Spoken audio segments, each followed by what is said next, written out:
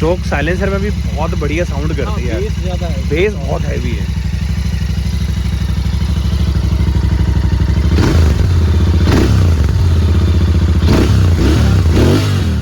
नमस्कार दोस्तों, स्वागत है आप लोगों का मेरे चैनल पे। मेरा नाम अंकुर है, आप देख रहे हैं मोटो यात्रा। आज इंटरसेप्टर 650 के बारे में बात करने वाले हैं और काफ़ी टाइम से वेट कर रहा था कि यार इस बाइक के ही बारे में जो है प्रॉपर एक डिटेल ली जाए कि ये बाइक कैसी है और क्या अच्छा है क्या बुरा है इस बाइक के बारे में।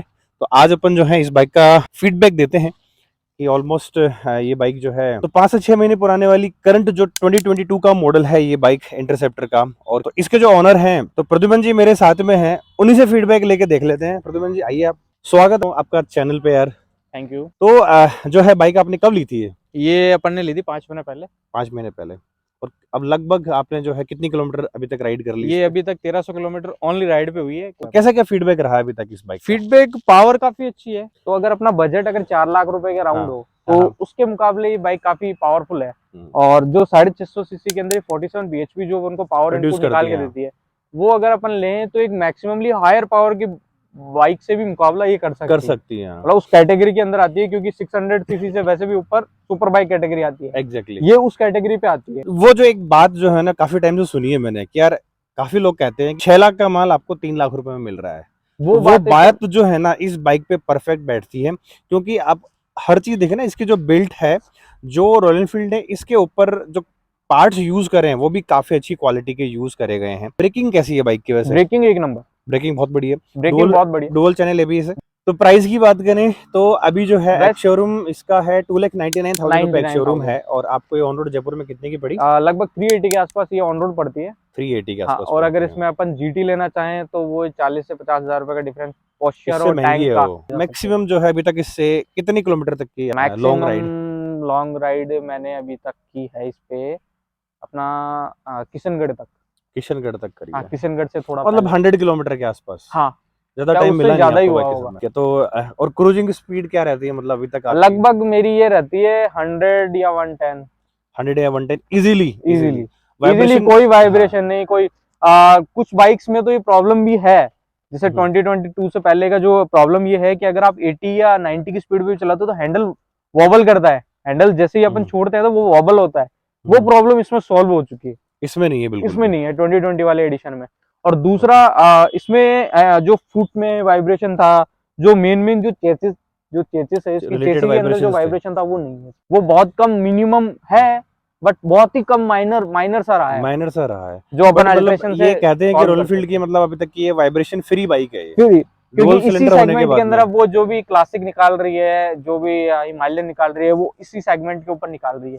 बाकी यार जो क्रूजिंग स्पीड की बात कर रहा था, तो आराम से अगर किसी को लॉन्ग टूरिंग करनी हो विद लोड तो कितनी क्या स्पीड रहेगी? क्रूजिंग तो 100-120 आप इजीली कर सकते हो। 120 तो आराम से कर सकते हो ना। आई थिंक पिलियन होगा तो भी इतनी कोई दिक्कत नहीं है। रिलायबिलिटी के बारे में बताओ, अब रिलायबिलिटी कैसी है? रॉयल एनफील्ड की रिलायबिलिटी तो सबको पता है कि कितना रिलायबल है ये प्रोडक्ट। और रॉयल एनफील्ड ब्रांड एक खुद में बहुत बड़ा ब्रांड है।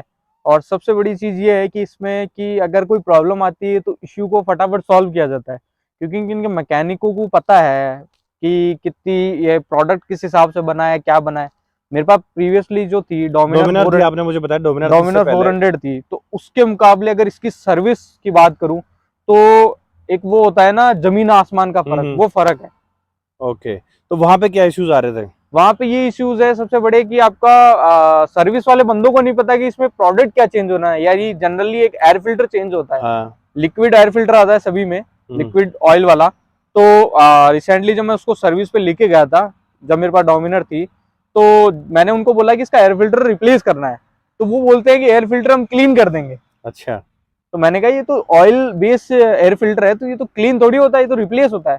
नहीं सर, आप हमें ज्यादा शिकारे हो गया। मतलब लोगों को मतलब अवेयर नहीं है उस प्रोडक्ट के बारे में कि प्रोडक्ट कैसा है, क्या करना है, सर्विस जो कंपनी ने बना दिया, तो कम से कम एटलीस्ट उनको इतना ट्रेन करो कि वो बाइक को इजीली मेंटेन कर सकते हैं। अगर इंटरसेप्टर की बात करूं तो इसको एक क्लासिक 350 वाला मैकेनिक भी इजीली हैंडल कर सकता है, क्योंकि ये प्रोडक्ट इस हिसाब से नहीं है कि ये एक हायर सीसी वाला प्रोडक्ट है या एक कॉस्टली प्रोडक्ट है, वैसा नहीं है। देखा जाए तो ये है तो 650 सीसी के अंदर ही जे सीरीज का इंजन सबसे पहले लॉन्च हुआ था। उसके बाद में अब 350 में भी आ रहा है। हाँ। मतलब मीटियोर में आ रहा है, उसके Meteor में अलावा अब फिर सभी क्लासिक में भी सभी है, हंटर में भी है। सभी इसी कैटेगरी पे तो है। वहां पे क्या है ना कि ऑलमोस्ट चीजें तो सेम ही होंगी, तो किसी मैकेनिक को दिक्कत नहीं आएगी। तो वाइब्रेशन कहाँ कहाँ फील हो रहा है आपको अभी वाइब्रेशन जैसे फिलहाल? जैसे कि ये नॉर्मली है हैंडल पे। 2022 का करंट वेरिएंट है, अभी आज भी अगर कोई खरीद जाएगा तो उसको यही मिलेगा। हाँ, अभी कहाँ वाइब्रेशन फील हो रहा है? अभी हैंडल, फुट कितने की पैक्स, स्पीड पे? हैंडल पे वो वाइब्रेशन नहीं है, हैंडल पे वो जो मिनिमम जर्क वाला वाइब्रेशन आता हाँ, है वो फील होता है। तो वो जहाँ पे जैसे अभी अगर आपका राइट हैंड, मेरे राइट हैंड पे मेरे को फील होता है, तो राइट हैंड पे ऐसा है कि काफी अगर आप लंबा लॉन्ग डिस्टेंस कवर करते हो 50 से 100 किलोमीटर के बीच में, तो हाथ में जो एक सुन्न हो जाता होगा सुन्न हाथ। हो जाता हाँ है, या हाँ हाँ। ब्लड का जो प्रेशर है वो एकदम ऐसा लगता है कि यार हाथ ही नहीं है अपना।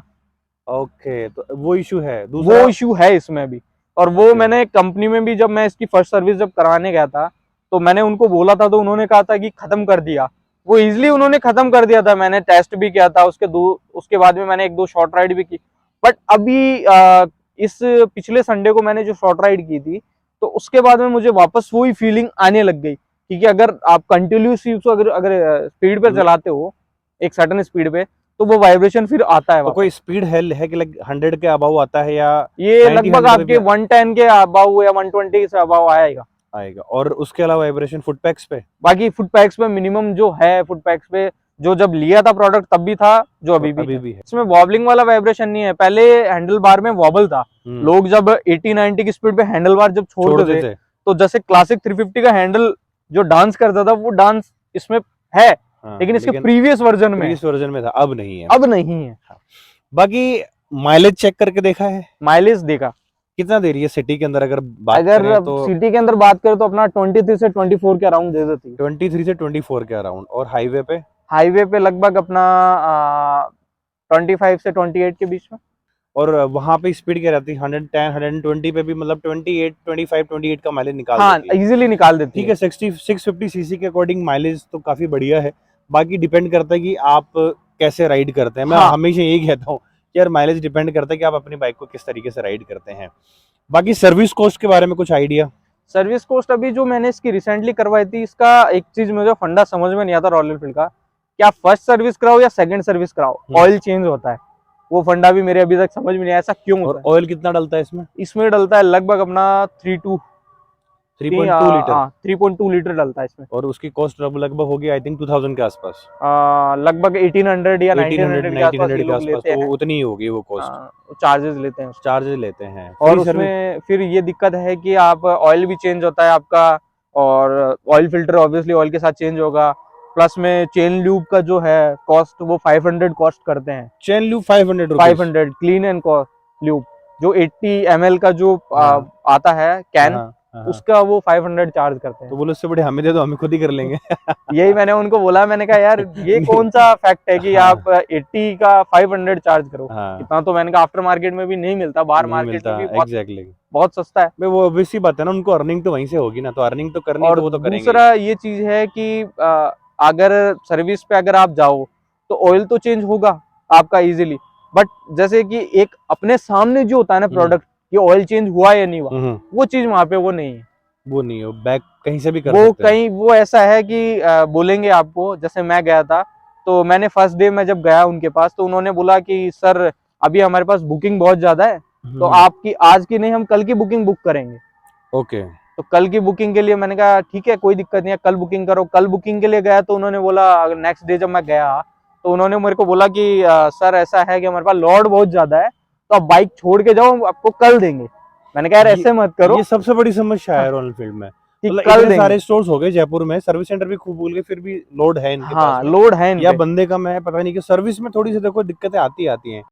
बाकी देखा जाए ना तो 650 सीसी है, तो कई लोगों को ऐसा भी लगता होगा कि यार पार्ट्स बहुत महंगे होंगे इस बाइक के। नहीं, इसके पहले पार्ट्स पहले एक चीज जो सर्विस का था, सर्विस ओवरऑल एक्सपेंस आया आपका फर्स्ट सर्विस पे कितना आया? 2600, 2600 रुपीज फर्स्ट सर्विस, 1000 किलोमीटर पे आया। अब इसके बाद कब बुलाया है? 500 किलोमीटर। 5000 1 ईयर, या तो आपका 1 ईयर कंप्लीट हो या हाँ 5000 कंप्लीट हो। 3 सर्विस ही कंपनी फ्री देती है। हाँ। तो आफ्टर 3 लगभग सर्विस 3.5 के आप पकड़ के चलो, 3500 3500 रुपीज के मैक्सिमम आसपास आफ्टर 3 सर्विस आपका कॉस्ट आएगी। कॉस्ट आएगी। उस केस में आई थिंक 3500 4000 रुपीज हाँ, एक्सपेक्टेड प्राइस रहेगी। वो मिनिमम है कि सर्विस 4000। 4000 रुपीज के आसपास आएगी। पार्ट्स के बारे में आते हैं, फ्रंट ब्रेक पैड्स के बारे में कुछ बताया कितने क्या चल कॉस्टिंग उन्होंने वगैरह? बोला है कि मैक्सिमम आपका 7000 से 8000 तक आपका चल जाएगा, किलोमीटर चल जाएगा। चल जाएगा। और बाकी अपने पे डिपेंड है कि अपन इसको किस हिसाब से किस हिसाब से चला रहे हैं। चलाते हैं। बाकी कॉस्टिंग कितनी बताई है? लगभग कॉस्टिंग यही 1200 1400 के आसपास। बस फिर तो ठीक है। और रियर वाला रियल वाला भी वही अपना सेम आता है। सेम चलेगा, वो हाँ, भी उतना ही बट चलेगा। उसमें ये है कि अगर आप चाहो तो उसमें ceramic brake pads after market भी डलवा सकते हो। वो तो चलो एसेसरीज का पार्ट हो गया, हाँ, आफ्टर मार्केट वाला वो थोड़ा ज्यादा चल जाएगा, बट कॉस्ट थोड़ी आई थिंक वहाँ पे फिर इंक्रीज हो नहीं जाएगी। वो सेम कॉस्ट आ रहा है, अच्छा, वो भी सेम कॉस्ट आ रहा सेम कॉस्ट आएगा। है। और बाहर से डलवाएंगे तो कोई दिक्कत? बाहर से डलवाए तो कोई दिक्कत नहीं है, बस कंपनी ये कहेगी आपकी वारंटी गई। पर ब्रेक पैड्स में तो क्या क्या वारंटी अवॉइड होगी? नहीं, वो ब्रेक्स की वारंटी नहीं देते ना फिर से। ब्रेक्स की वारंटी? अच्छा, मतलब जैसे मान के हाँ, अभी मान brake लीजिए कल आपके कैलिबर में कोई प्रॉब्लम आ गई, हाँ अंडर वारंटी है, हाँ कैलिबर रिप्लेस हो गया, अब आपने ब्रेक पैड चेंज कर दिया, तो उनका वही है कि आपने एक पेच भी चेंज किया हो, तो भाई उनकी नजर में तो ये है कि ये पूरा प्रोडक्ट चेंज हुआ है। हाँ, फिर वहाँ पे वारंटी वॉइड क्या है कि जैसे अभी इसमें जो एग्जॉस्ट सिस्टम लगा हुआ है, ये मैं चेंज करने की जो सोच रहा था हम्म, पार्ट्स के अकॉर्डिंग, हाँ एग्जैक्टली। तो सेम ये है कि अगर मैंने ये रिप्लेस कर दिया तो इसकी वारंटी खत्म, साइलेंसर चेंज करने क्योंकि में वो भी इंजन पे इफेक्ट आता है ना। यार ऐसा तो मे भी हो सकता है, बट ऐसा मैंने नहीं, आज तक ऐसा होता है। रॉयल एनफील्ड अगर खुद खरीद आगे, अगर आप खुद रॉयल दे रहा एनफील्ड है। के स्टोर से खुद के लेते हो, तो जैसे मान लीजिए आप क्लासिक के लिए ले रहे हो, हम्म, तो इस कैटेगरी पे तो एग्जॉस्ट अभी उनके पास है नहीं बना हुआ। अगर अच्छा। आप क्लासिक में रॉयल एनफील्ड से ही डलवाते हो तो वो वारंटी है, हम्म, बट अगर आप आफ्टर मार्केट डलाते हो तो वो वारंटी नहीं है। वारंटी नहीं दे रहा है। ओके। जैसे कि ठीक अगर है। आफ्टर मार्केट आपने मिरर्स डाल लिए, हम्म, आपके हैंडल में कोई प्रॉब्लम आ गया, तो बोला मिरर की वजह से आ रहा है। आपके मिरर की वजह से आ रहा है, मिरर चेंज करो। मतलब वो मोनोपोली टाइप हो गया। Monopoly type. बाकी चैन स्प्रोकेट के कितना किलोमीटर बोला है? चाइनीज स्प्रोकेट भी बोला है 15,000 से 10,000 के बीच में। और कॉस्ट? कॉस्ट लगभग 2,500 से 3,000 रुपए के बीच में आएगा। 2,500 से 3,000 रुपए के बीच में आती है। बाकी और कुछ, चलो ये तो सब अच्छी अच्छी बातें कर ली अपन ने इस बाइक के बारे में, थोड़ी बहुत ही बुराइयां करी हैं। बुराइयां तो क्या करी, मतलब जो फैक्ट है वो बताए हैं। बाकी कुछ बुरा लगा हो आपको अभी तक बुरा तो 5-6 महीने के टाइम ऐसे कोई बुरा नहीं लगा, बट सबसे बड़ी चीज ये है कि 650 सीसी की बाइक होने के बावजूद इसमें ये ऑयल कूल्ड आती है, लिक्विड कूल्ड नहीं आती। यार रॉयल एनफील्ड ने अभी तक लिक्विड कूल कोई बाइक बनाई ही नहीं है, तो वो दिक्कत एक है वो है हीट वाली। इसमें। और उसके अलावा कोई इश्यू? वो ऐसे कोई इश्यू नहीं है, प्रोडक्ट से कोई कंप्लेंट नहीं है। बाकी अगर कोई लेना चाहे तो उसको क्या सजेस्ट करोगे? लेना चाहे तो गो फॉर 2022, हाँ। क्योंकि अभी डिस्काउंट में मिल जाएगा, उसके अंदर आप कितना ले क्या सकते हो। डिस्काउंट दे देगा? अभी तो डिपेंड शोरूम पे है कि वो आपको 5,000 दे, 5,000 दे या 10,000 दे, वो उन पे इस पे डिपेंड है। डिस्काउंट आई थिंक मिल जाना चाहिए। बाकी डिस्काउंट टूरिंग के बारे में क्या ख्याल है? इस बाइक पे टूरिंग करें तो कैसा टूरिंग के रहेगा? लिए सबसे फर्स्ट आपको हैंडल बार में राइजर्स लगाने पड़ेंगे। ओके। दूसरा, टूरिंग सीट चेंज करवानी पड़ेगी, हम्म। जैसे कि अपना अभी सारा का सीट कवर लगा हुआ है। एक्चुअल जो सीट आई थी कंपनी फिटेड, वो टूरिंग एडिशन आई थी, जो लगभग कॉस्ट करती है 4,500 का अबाउ।